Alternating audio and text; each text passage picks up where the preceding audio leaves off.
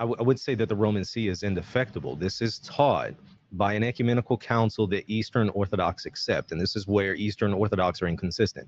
Because, again, Agatho's letter to the emperor read out loud at the Sixth Ecumenical Council was embraced by the Council Fathers there. They accepted it. And that letter testifies to the indefectibility of the teaching office of the Roman See. Orthodox have already accepted that.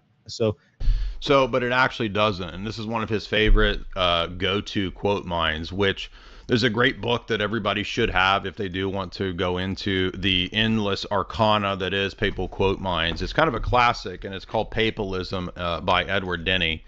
It's a very long book, but it's very necessary, even if you don't read the whole text. I read a lot of it. I read the whole thing because it does deal with a lot of these classic quote mines.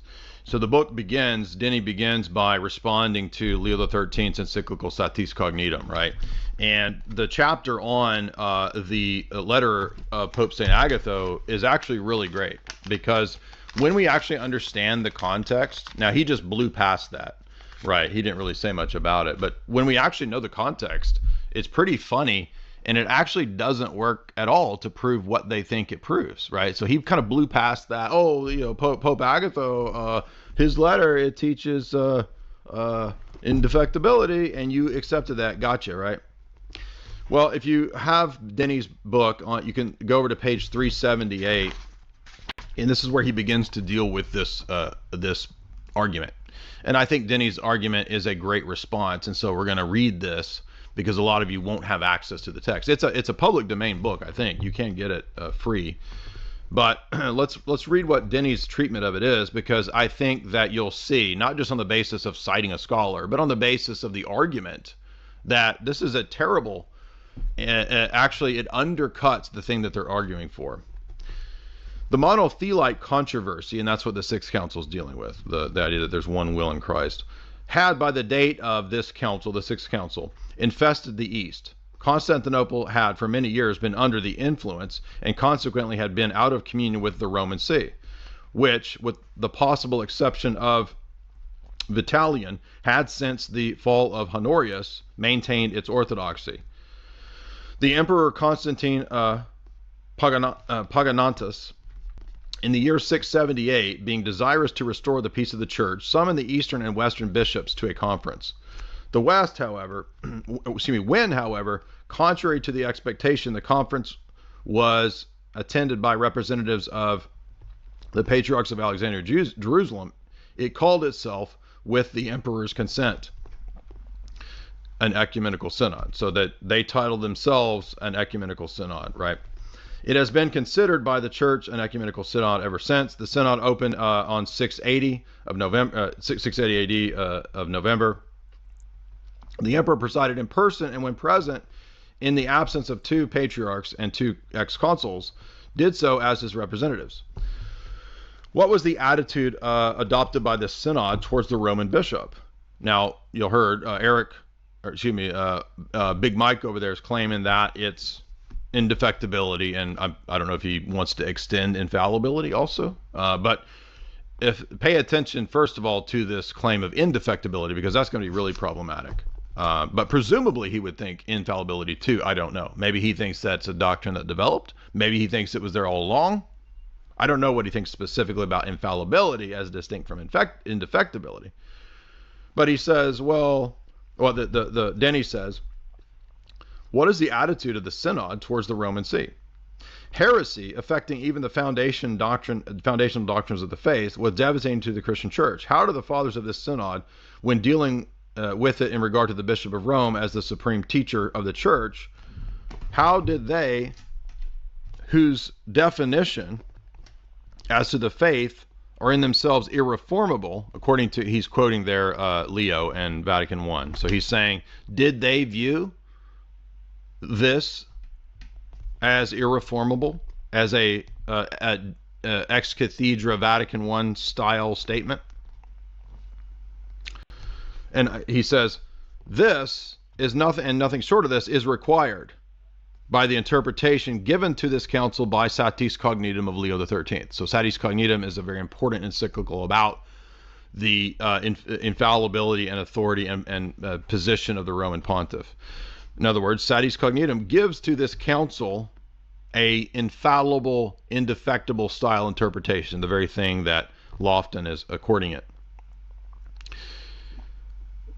The answer is that this is not the case, in other words. The heresy which the synod had before it had already been condemned by Pope St. Martin. Did you hear that? This council meets in 680. Pope St. Martin in 649 had already condemned monothelitism. In other words, in 649, Pope St. Martin held a council called the Lateran Synod of 649. He presided over this, and he addressed this letter to the entire church, saying that this was a heresy.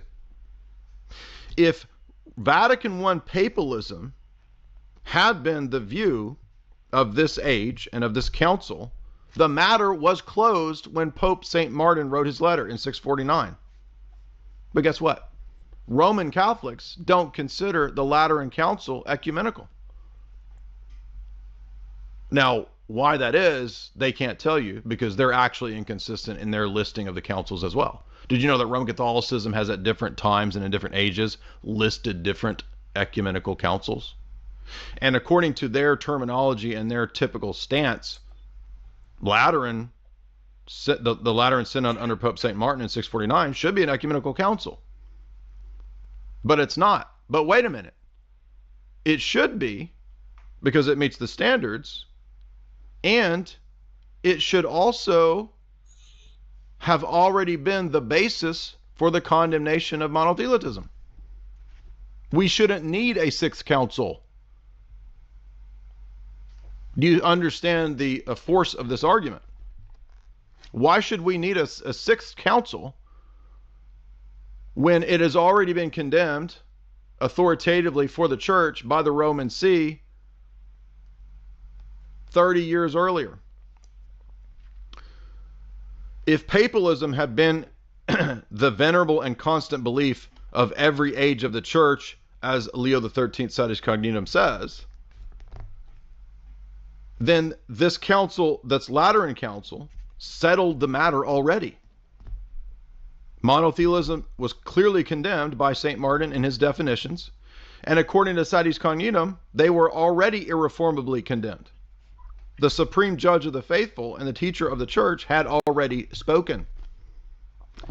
If papalism were the case, all of the fathers of the Sixth Council could have done was to simply recall to mind what the Supreme Pontiff, Pope Martin, had done. And therefore the question was already settled, and thus to have a council would only further agitate the church. But here we have the emperor calling an ecumenical council. They don't seem to be that concerned with what the Pope has already decades earlier said, which itself shows that the attitude of the church at this time was not papalism and was not Vatican I. Did Big Mike, give you any of that context? No. Furthermore, the progress of the synod was not a papal attitude, much like the stupid argumentation of Ibarra that the tome of Leo was ex cathedra, which he walked back when he found out that wasn't true. And they investigated it for many, many days to see if it was orthodox. You don't judge the Pope. And yet, Chalcedon is investigating to see if Leo's tome is consistent with St. Cyril. Cyril is actually the measure, the rule, the standard of Chalcedon, not Leo. Likewise, to have a synod ecumenically asking and solving a question that the Pope in his synod addressed to everyone has already ruled on decades earlier is itself a refutation of the Vatican I mindset and proof that it was not at work at this time. And then he goes on to mention that in the next place it must be observed that the deputies who were sent to the Roman Synod, which had just been held under the presidency of Agatho, were furnished with two letters, one written by Agatho personally to the emperor, in which he makes a profuse declaration of obedience to the emperor. What? Agatho, obedience to the emperor? Well, shouldn't it be the other way around? The order of the synodal letter is to the council. The first of these letters is intended to be a counterpart to the epistle of Leo to Flavian. Did the fathers of the synod receive this as a ex cathedra definition made by a supreme pontiff exercising his complete universal authority autocratically over the church? Or did they regard it as coming from one whose real sovereign authority they were bound to obey? No. The course of the synod proves that they did not operate this way. In the 8th session of the 6th council, the emperor asked the Patriarch of Constantinople and Antioch, who at their own request had received copies of this said reports to read, to state whether they and their synods agreed with what was written by Agatho, the Pope of Rome. It's all conciliar. George of Constantinople said, having inspected the letter of Agatho, he agreed to it. Now remember, the Vatican I doctrine, which is what Michael is arguing is in the 6th council. Does the Vatican I doctrine say that you investigate and you judge if the Pope's letters and teachings are orthodox? No. No man judges the first see. But they examine Agatho's letter.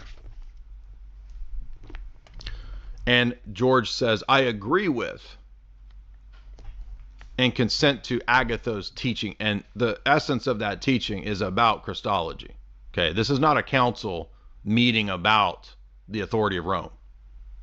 So Michael gave the impression that the letter of Agatho is primarily about Rome. No, it's about the Christology of two energies, two wills, two natures. It's Diophysite. That's the point of the letter. The bishops who were subject to the patriarchs, one after another, made similar declarations after examining and comparing the teaching of Agatho. Eventually, when all of the church examined, just like the letter of Leo was examined to see if it matched up to the rule of Saint Cyril of Alexandria, then the council fathers agreed and said, we affirm this teaching.